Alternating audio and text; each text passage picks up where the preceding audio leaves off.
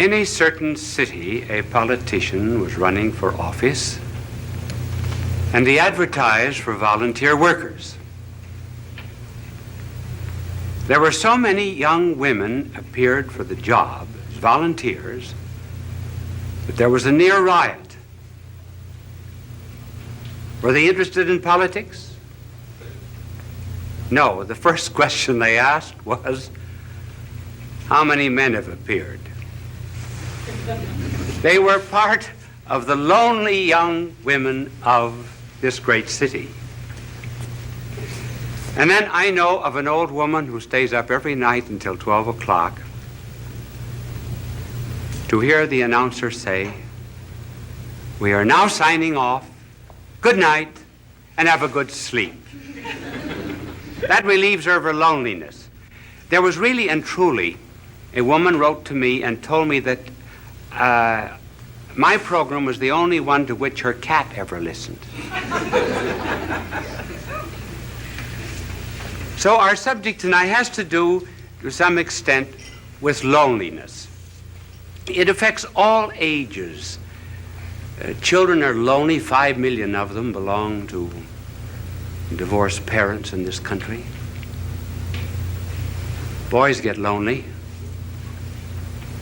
That's why they join gangs, because they get power which they do not individually have. Young girls are lonely when they get a pimple on the nose. Older girls are more lonely still when the boy treats them as a glass, throws the glass aside after he has taken the drink. They find then that they're just a replaceable part in the great erotic IBM machine. Their loneliness increases. Then there's the loneliness of leadership, being the top man on the totem pole. There's the loneliness of being at the bottom of the totem pole, because you're just one of the masses. You're apt to lose your personality. The loneliness sometimes of marriage, where all the jokes have been told. There's no new event to narrate. And it's the terrible solitude of being alone together.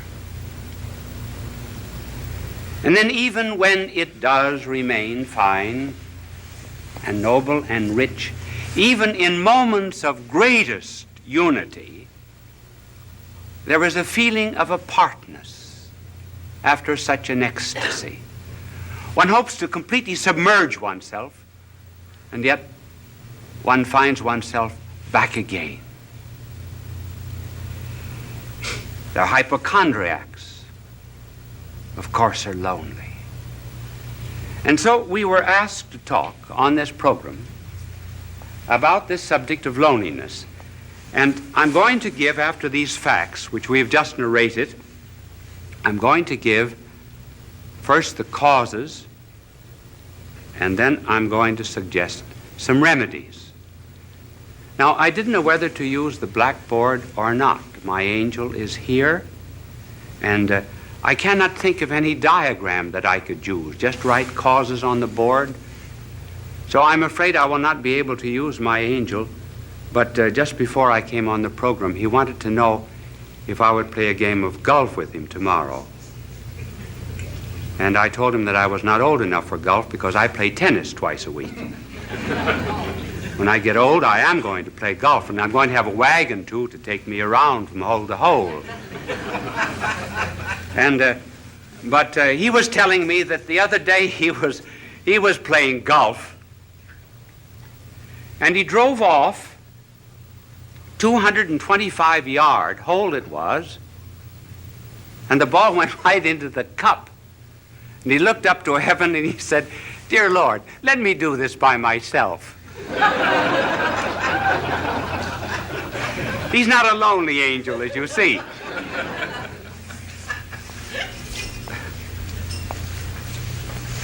Now, what are the causes of loneliness? Well, one of the causes of loneliness has to do, first of all, with the lonely people themselves. And another reason why they are lonely is because of people who are not lonely. First of all, on account of the lonely themselves. They want to be loved too much. They want to love, to be loved. Now, there's nothing wrong about wanting to be loved, because we're all Stradivarius violins without bows. I didn't mean that pun. We are one of the difficulties of an unprepared, unscripted play. And we're cups without saucers. We are to be complimented. But the deep loneliness of which we are speaking comes from an excessive desire to be loved. The more I want to be loved,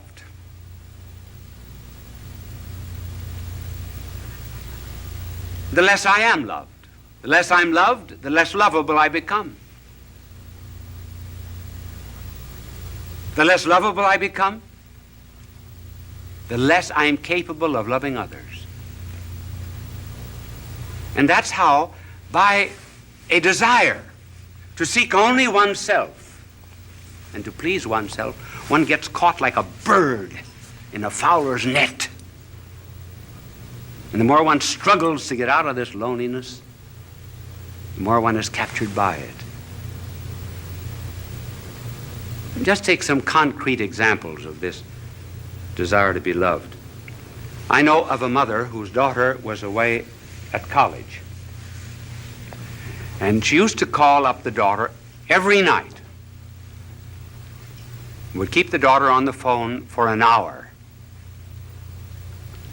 and protested to the daughter that she was not appreciated as she should be. And because other girls in this college wanted to use the phone, she said to her mother, "Mother, I'm forbidden to use the phone anymore." One day, the superintendent had sent for her, and she was unable to answer the phone, and she told her mother, "Send someone to answer the phone for her." The mother said, "This is the end." And she refused to see her daughter again. Thus, by wanting too much to be loved without loving, one loses even the love that one seeks. And then there was a fiancée. She used to. I wonder if any of you young women in the audience ever do that. Do you know what she would do? She would write down in a book every time the boyfriend called how long he spoke. She also wrote down how often he wrote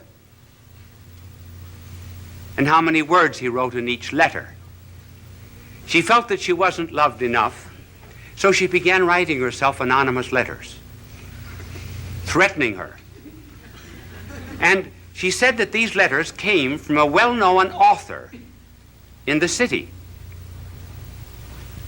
And finally, she was exposed by this man whom she blamed, and eventually the marriage was broken off.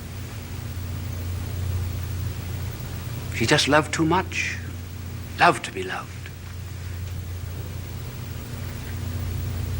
And then there was the wife who felt that her husband was paying no attention to her, insisted that he stay away from work.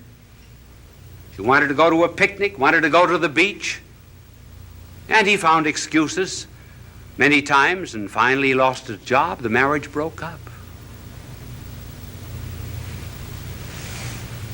So one of the principal reasons of loneliness, therefore, is this egotism which seeks only oneself.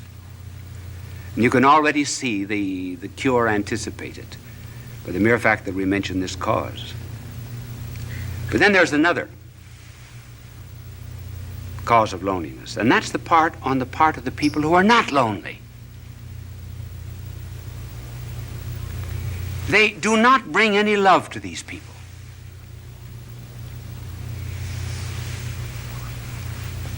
Do you know what we should do? We should really concentrate a great deal on certain types of people. We should concentrate on the unfortunate, on the poor, on the socially disinherited, on the unloved, particularly the unloved, and on the ugly. And we bring love to them. We put love into them. Then they become lovable. Now, for example, you are very lovable to God. Did you know that? You say, well, what is there in me to love? Nothing. But he put his love into you. That's why you're lovable. And that's what we have to do with other people. And so the loneliness of these people is increased also because the rest of us will not listen to them. Listening is a therapeutic. There was a psychologist who formulated a marriage case that involved sexual, financial, social, and legal complications. He went to 100 clergymen and 100 priests to present the story, and he carried the stopwatch with him. Do you know how long they listened? The average was 2.5 minutes. Then off-the-cuff answer. They refused to listen. They refused to care. George Bernard Shaw has something rather good on that subject. In his play St. Joan, King Charles says to Joan, "Why do not the voices come to me? I am the king."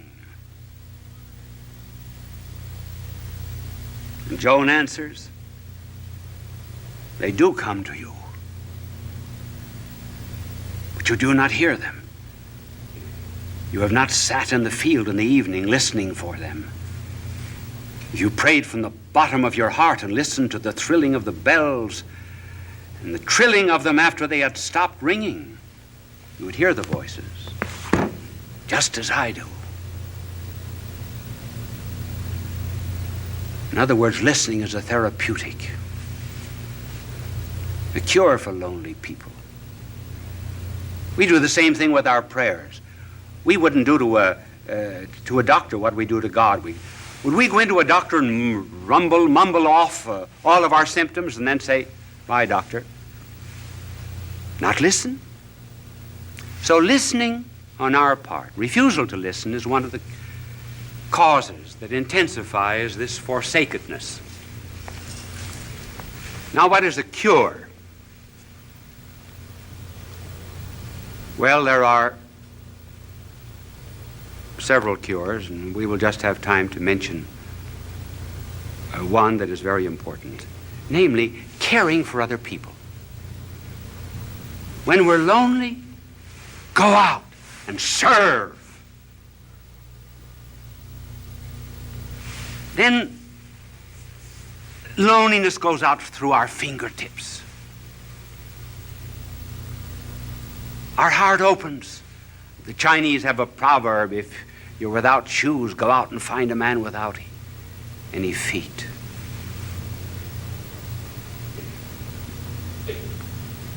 Caring for others.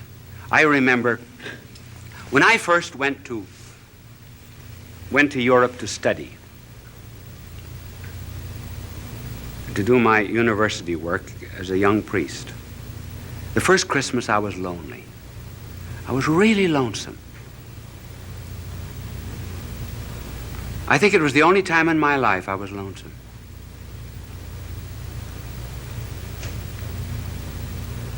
What would I do? So I went to someone in the city of Louvain and asked for a list of the worthy poor. And I went to this particular alley. It was the wrong address, actually. I got into Rat Alley. And when the door opened, there, earthen floor, was a blind father at a stove. 10 children barefooted around the stove. A ladder leading up to the second floor. One bed upstairs, bed downstairs. The children slept crosswise. I asked the family what they had. This was Christmas Eve, what they had for dinner, and she opened a bag of straw. Children had no sabots, no wooden shoes. I took care of them for 4 years while I was studying at the university. Got them jobs, rehabilitated them. I felt at times perhaps they were drawing on me. But do you know that the day that I went up for my examination as a professor at that university, as I went in at 9 o'clock to face 200 professors, I saw the whole family coming down the street. I asked them where they had been, and they said, for the last 2 days, we've been at a shrine praying for you that you would pass the examination. We walked all the way back. I was never lonesome again. That's the cure. Helping the neighbor. But here's something to remember, too. We think we should not be lonely.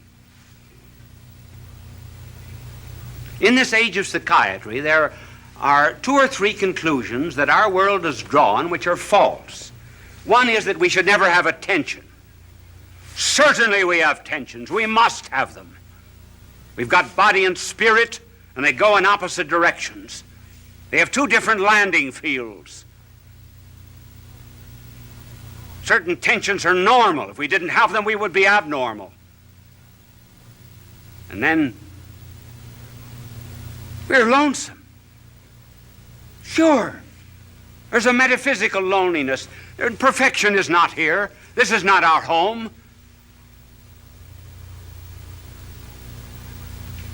I've got something that I want in my heart that nothing on this earth can satisfy, and nothing can satisfy you either. And we know it very well. So what's the cause of this loneliness? What are we looking for? Well, we say we're looking for God. Yes. But then I know what you will answer. What does God know about loneliness? Now that's a good question. That's a good question. What does he know about loneliness? Does he know anything about the loneliness, for example, of a babe in Afghanistan who has no better home than just straw? Does God know anything about the loneliness of a mother who has to gather up a child in order to escape a dictator and fly halfway across Africa?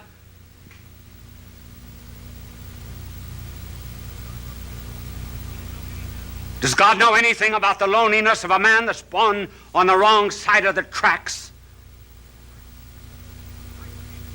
Who's isolated socially from people simply because his hands are calloused with common labor and is denied decent society? Sure, does God know anything about that kind of loneliness, for example, in which one is expelled from a city, disowned by one's own people? Does he know anything about the loneliness of being deserted by friends? Does he even know anything about the loneliness of feeling doubts? Doubts even about religion, doubts even which one cries out, "Why hast thou abandoned me?" Does God know anything about these things? Yes, those are good questions. Now suppose that there was a figure that came into all of this loneliness and so immersed himself in it that he would not immunize himself from it, would not cut himself off from it. Would you, for example, be the only one on the battlefield that was whole and not help any of the wounded? And so if there was a figure that came into this world of ours and refused to isolate himself from loneliness and felt it so much that blood poured out from his body, felt loneliness so much that as if all the robberies of the world were thrust into his hands, as if he himself were guilty, that felt all loathsome carnality so much that his flesh was hanging from him like purple rags. Suppose someone came into this world and went into all of this loneliness, took it all, and was not overcome by it, but conquered it all. Then what? Then I may be lonely every now and then, but I'll not be overcome by it. Then I have a captain, kind of a captain who did presses not a button in heaven from a celestial command. But I have a captain who stumbled to a throne.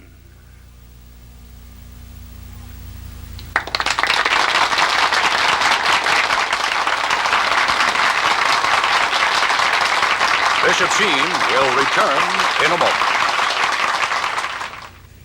Did that telecast seem a little short to you?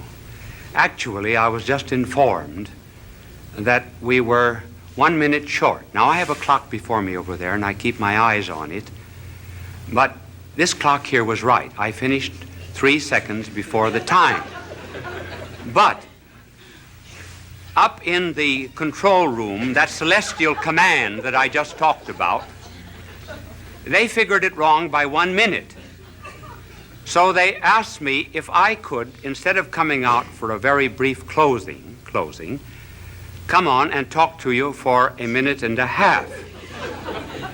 Now, you are put to the test. If that telecast seemed very short, you are enjoying it. We would say time passed like anything. If you were not enjoying it, it seemed very, very long. As a matter of fact, this 1.5 minutes will seem interminable to you.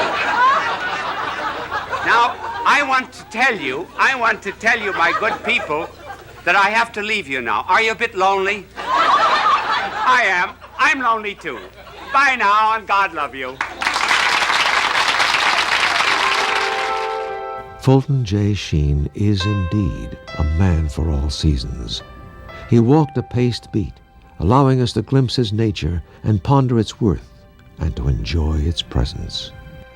Bishop Sheen authored over 90 books. He broadcast countless radio and television programs and ministered in many parts of the world to people of every belief. As he said many times, it is not a unity of religion we plead for, but a unity of religious people. We may not be able to meet in the same pew, but we can meet on our knees. The bishop wrote 94 books, recorded countless radio shows, and appeared on hundreds of network and syndicated television programs. His legacy is... And when they finally came up to the front row, where I could see them very well, I leaned over and I said to one of them, I said, "What's the idea of taking up a collection during this lecture?" He said, "To get better speakers for next year."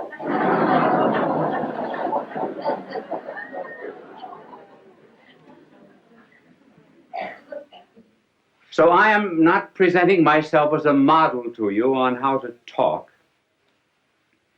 It's just merely that there have been so many letters coming to me asking me to give a few suggestions that I will give them to you. They are only personal. They may not apply to everyone, but I will give them to you for what they are worth. If I can talk now, I certainly couldn't always talk. There came a turning point in my life. It was in college when I was a freshman. I was on the debating team, which was in the college that I attended a great honor because they put a tremendous premium on debating. I thought I was good because, after all, I was picked as a freshman. I had to be good. And the night before the debate with Notre Dame University, the coach of our debating team, Father Bergen, called me over to his office and he said, "You are the worst talker we've ever had in this college." Well, that was a terrible shock to me. I said, "Well, if I'm so terrible, why did you pick me on the team?" He said, "Because you can think, not because you can talk." But he said, you're going to learn to talk before you leave this room. Take a paragraph out of that speech, any paragraph you like. I remember we were talking on the Merchant Marine. I'll never forget, the paragraph began, I think it needs no argument to prove, and so forth. So he said, stand up there against the wall, which I did. Now he said, go over that paragraph. At the end of it, he said, do you see your mistake? I said, no. Go over it again. Went over it 1 hour. 2 hours. 2 hours and a half. I was dead. So was he. And every 2 or 3 minutes when I finished it, he would say, do you see your mistake? I said, no. But being naturally quick, after 2 hours and a half, I saw it. He said, do you see your mistake? I said, yes, I think I do. I'm not natural. He said, that's right. That's all. And he dismissed me. You notice how often speakers, as soon as they get up on a platform, or ministers or priests in the pulpit, everything changes, their voice changes, their attitudes, their poses. I think many prayers that we say are, we're not talking to God. We're talking to an audience, particularly prayers at banquets, and inaugurations and so forth.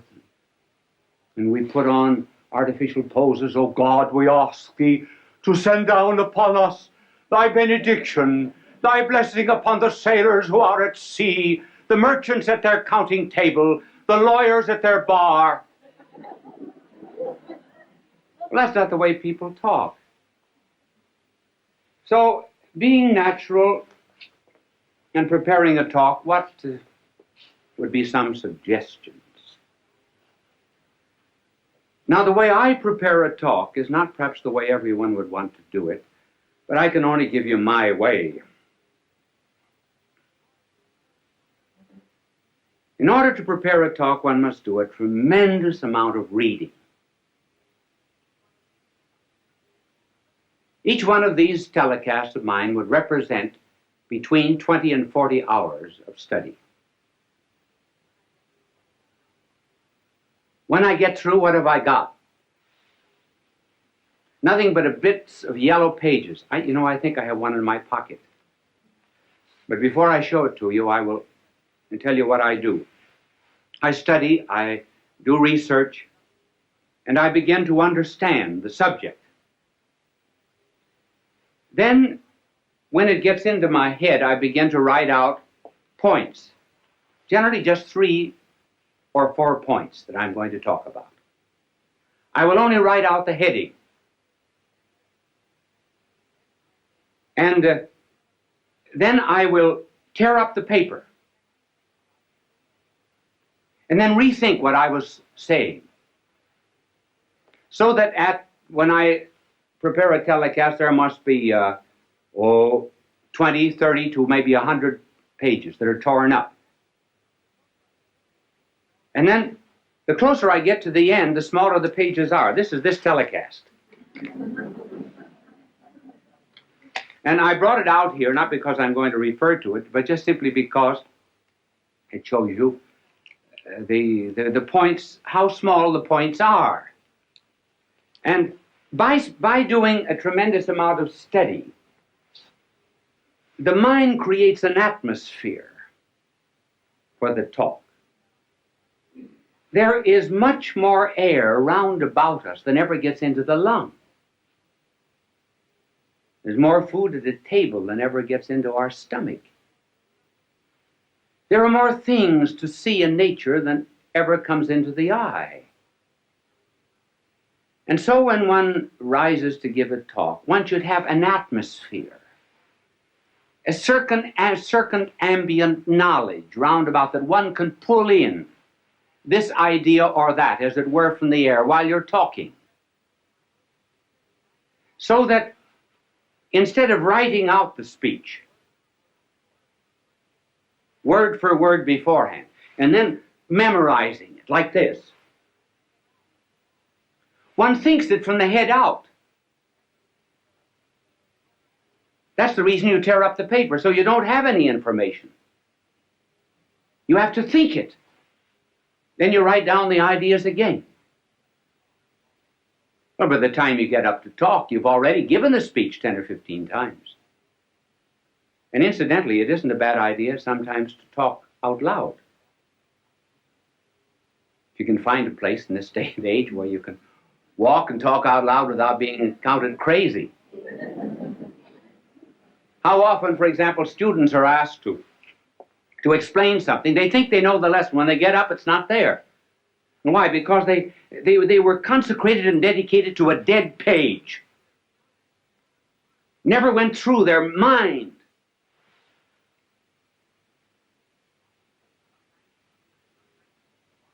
Sometimes teachers are just textbooks wired for sound.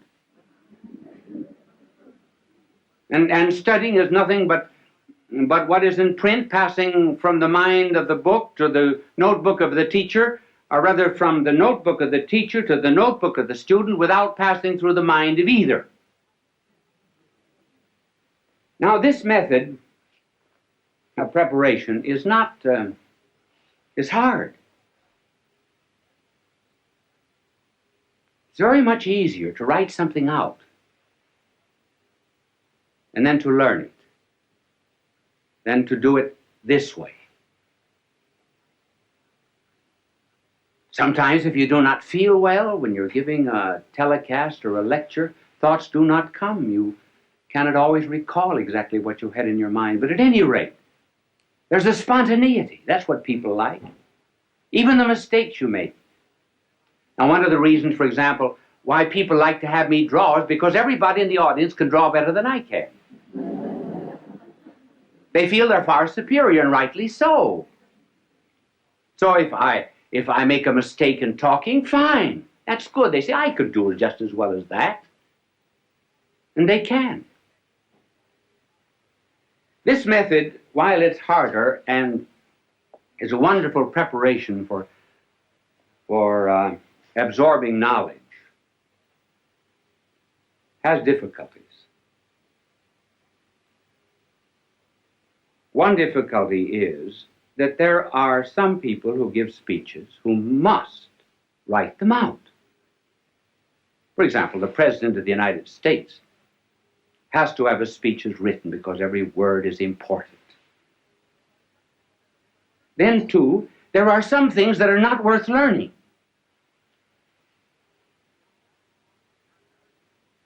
John Barrymore, for example, would commit all the lines of Shakespeare by heart. But when he played in comedies and cheap movies and so forth, he absolutely refused to learn anything. He wanted helps outside. Now that's why people on television have to have aids that are outside. I do not use any kind of aid on the outside. If I read anything, I have it written out. Now there are two main props that are used in television. And the first prop is what is called an idiot card. An idiot card is something that is written out so that you'll not forget it. Now just suppose I were teaching you mathematics. Now I would be reading off this idiot card. And I would say to this vast television audience, 2 plus 2 equals 4. 2 plus 1 equals 3. 3 plus 3 equals 6. See, I don't forget it that way. Wonderful, isn't it? Now, you can... thank you for the idiot card. It was not an idiot that held it. It's only the card that's an idiot.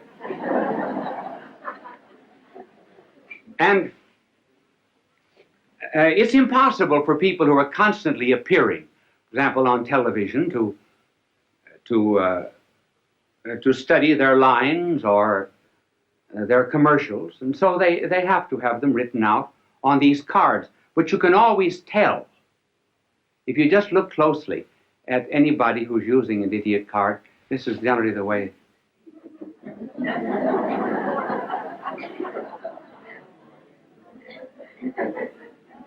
So do not be hard on them. If I were saying something that was not worth committing to study, I certainly would use one too.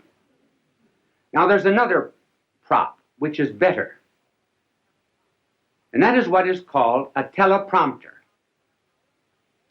And a teleprompter will have a whole speech on it. For example, when you hear people giving speeches on television, 999 out of 1,000 are using a teleprompter if they do not have the paper before them. Many of the commercials which you hear are written on teleprompters. And a teleprompter rolls. Now, I was watching a television show once where the teleprompter got caught. And that's kind of hard.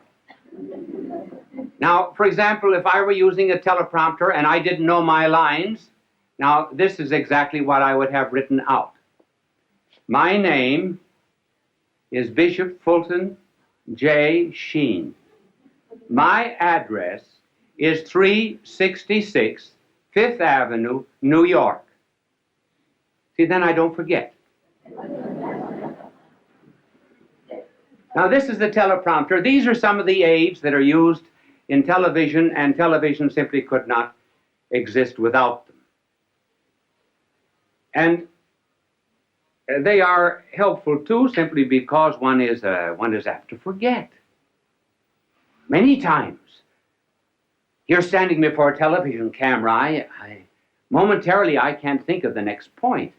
Well, I'll throw in a story or something till it comes back to me. You don't know it, but I do. I don't get too embarrassed. I don't get flustered because I can't remember it. I remember, I was giving a talk once in Ireland at the Eucharistic Congress. I've forgotten when it was, sometime, a long time ago. If there was ever a time in my life I wanted to do well, it was then. And I was reciting a poem that I know just as well as I know the Our Father. It was a poem written by an Irishman, Joseph Mary Plunkett. And the poem was, I see his blood upon the rose, and in the stars, the glory of his eyes. His body gleams amid eternal snows, his tears fall from the skies. I see his face in every flower. The thunder and the singing of the birds are but his voice. And carven by his power, rocks are his written words. And I forgot the next line. Now, the reason I forgot was because I had said something before that the audience seemed to have taken politically. I didn't want it to have political significance. So while I was reciting this poem, I was giving myself an intellectual spanking. And I spanked myself so hard that when I got to the 9th line of this poem, I forgot. And I said to the audience, I forgot. Well, the tremendous crowd there, tens of thousands of jaws dropped in disappointment. And when an Irish jaw drops, it collapses. So I had to get myself out of the difficulty. There came to me then a line of Patrick Henry.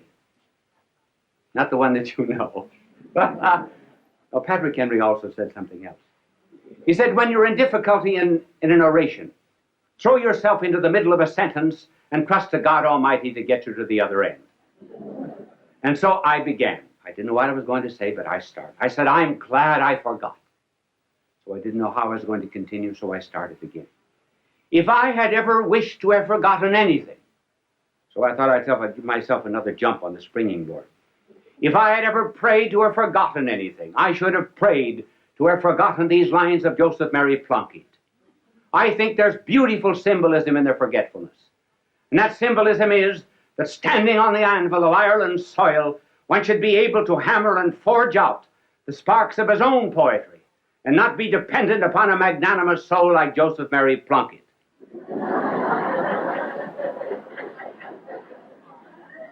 I got no credit for it afterwards because the audience said that was a great trick, pretending you forgot.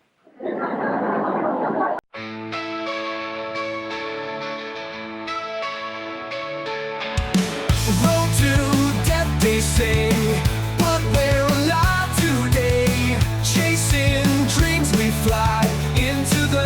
sky.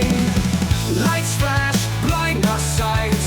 We race into the light. Hearts beat, thunder loud. We're lost in the crowd. We ride the road to glory. Write our own great story. No fear, no tears, just love. Rise high like stars above.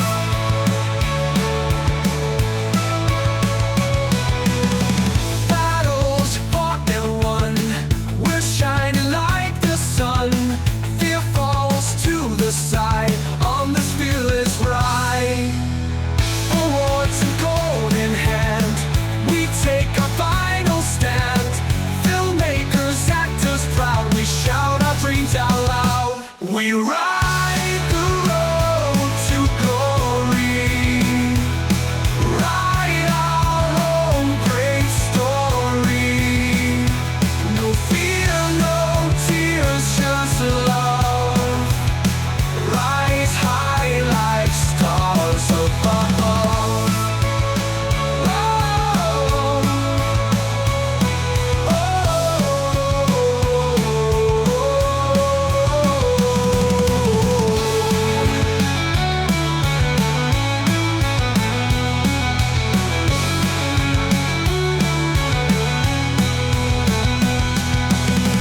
Battles fought and won. We're shining like the sun. Fear falls to the side on this fearless ride. Awards and gold in hand, we take our final stand. Filmmakers, actors proud, we shout our dreams out loud. We ride